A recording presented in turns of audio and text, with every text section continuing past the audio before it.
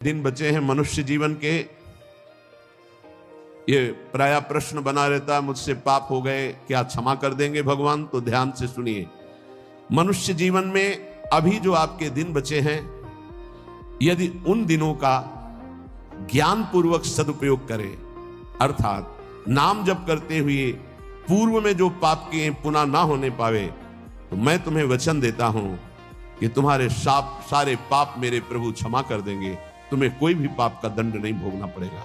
जितनी श्वासें अब बची हैं, जितना जीवन बचा है, अब ज्ञान पूर्वक व्यतीत कीजिए। कोई पाप कर्म जो पीछे हुए पुनः मत कीजिए और नाम जप कीजिए। सारे पाप आपके प्रभु क्षमा कर देंगे। गीता जी। सर्वधर्मान परित्यज्य मामेकम शरणम ब्रज अहम त्वाम सर्व पापेभ्यो मोक्षयिष्यामि मा शुचा। श्री भगवान के वचन है। जो आंतरिक काम क्रोधादि रोग हैं, इनको नष्ट करने के लिए 5 औषधियां हैं। जैसे पेट खराब हो जाए तो पंचसकार चूर्ण की आवश्यकता होती है, ऐसे ही हमारा विचार खराब हो गया है, दिमाग खराब हो गया है। सत्य वस्तु को भूलकर असत्य में रमण करना पागलों का कार्य है। वो सत्य मार्ग के पथिकों को पागल समझते हैं और सत्य मार्ग के पथिक उनको समझ रहे हैं कि इतना कीमती जीवन तुम व्यर्थ में नष्ट कर रहे हो। और वो समझ रहे हैं मानव जीवन को एक ऐसे बर्बाद कर रहे हैं, ना कोई भोग भोग रहे हैं, ना कोई धन संचय कर रहे हैं, इनका जीवन ही बर्बाद हो रहा है। वो नहीं समझ पाते। ये 5 हैं जो तुम्हारे आंतरिक भवरोग को नष्ट कर देंगे। पाप जो हो रहा है, उस पाप की प्रवृत्ति का नाश कर देंगे। 5। पहला, सत्संग। सत्संग। अगर भगवान की कृपा हुई है तभी सत्संग प्राप्त होता है। प्रथम भगति संतन कर संगा, दूसरी रति मम कथा प्रसंगा। सबसे पहली कृपा भगवान की होती है कि सत्संग प्राप्त होता है। अहो भाग्य रोज सत्संग प्राप्त हो। अहो भाग्य।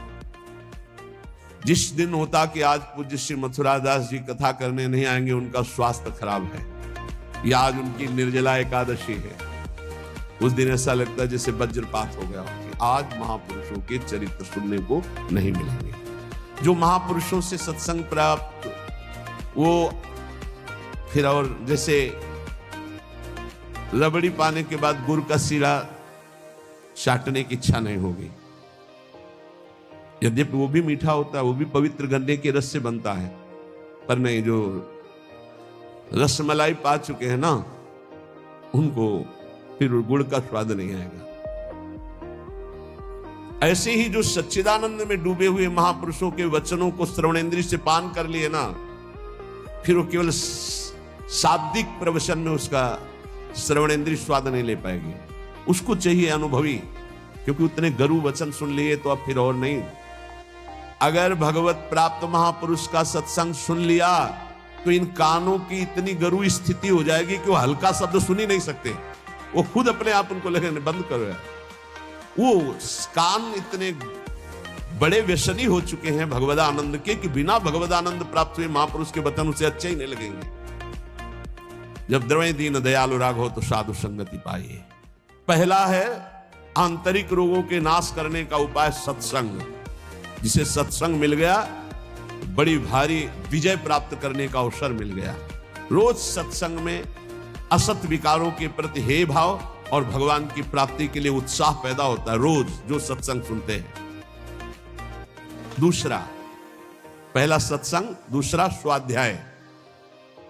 जो हमारे आचार्य की वाणी है, जो गुरुदेव ने आदेश किया जिन ग्रंथों का स्वाध्याय करने के लिए, उन्हीं ग्रंथों का स्वाध्याय करना चाहिए। स्वाध्याय का मतलब नहीं कि कुछ भी स्वाध्याय करो, नहीं, गुरुदेव के अनुसार शास्त्र स्वाध्याय करना चाहिए, जो गुरुदेव आदेश कर रहे हैं। जो आचार्य वाणी है, जो हमारी उपासना में हमको पुष्ट कर सकते हैं, वही स्वाध्याय करना चाहिए। तीसरा है आहार, स्वल्पाहार। सत्संग, स्वाध्याय, स्वल्पाहार। आहार का बहुत बड़ा रोल है जीवन के उत्थान में। भगवान शंकराचार्य जी ने भी साधन पंचक लिखा है, उसके एक एक शब्द का आगे श्लोक तो बहुत बड़े। वेदो नित्यम अधीयताम संगा सत्सु विधीयताम महावाक्यार्थस्य विचारिताम क्षुध व्याधि चिकित्सताम एकांते सुखमास्यताम।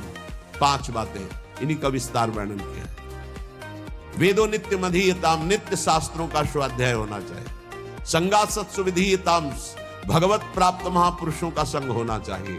महावाक्यार्थस्य विचारताम, उनके द्वारा जो बोले गए वचन हैं उनको विचार करके चिंतन के द्वारा अपनी स्थिति बनानी चाहिए।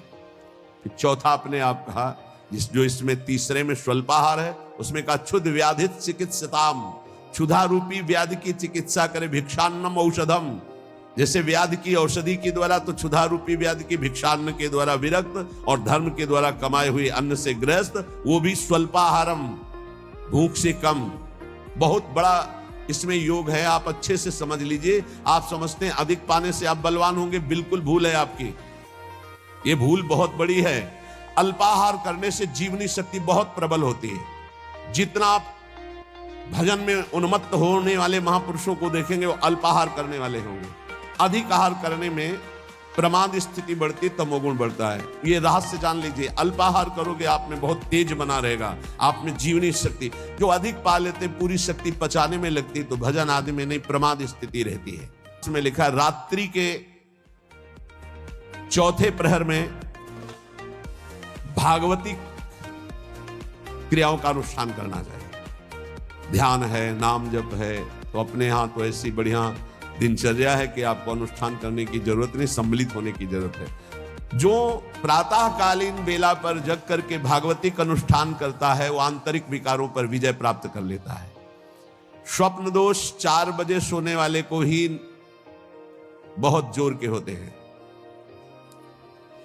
जो प्रातः 3 बजे से जग जाते हैं, 10 बजे के बाद सोते हैं, स्वप्न दोष होने की संभावना ही नहीं रहती। यदि वो सावधान है तो गलत क्रिया करते हैं, गलत भोजन करते हैं, तो उनकी बात अलग है। नहीं, समय ही नहीं है।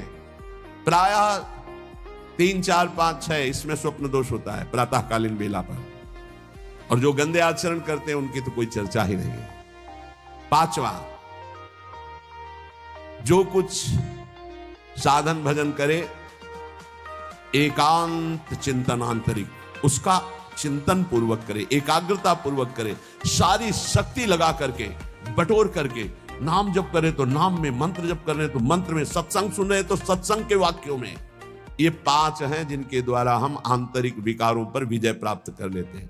पहला सत्संग, दूसरा स्वाध्याय, तीसरा अल्पाहार, चौथा प्रातःकालीन बेला पर उठकर भागवती का अनुष्ठान, 5वां जो कुछ भी करे एकाग्रता पूर्वक सारी शक्ति लगाकर उसी में। जो अपने ऊपर हर समय ईश्वर की, आराध्य देव की कृपा का अनुभव करता रहता है, ये बहुत बड़ी बात है। हर परिस्थिति में बड़ी कृपा, श्री जी की बड़ी कृपा, श्री जी की बड़ी कृपा।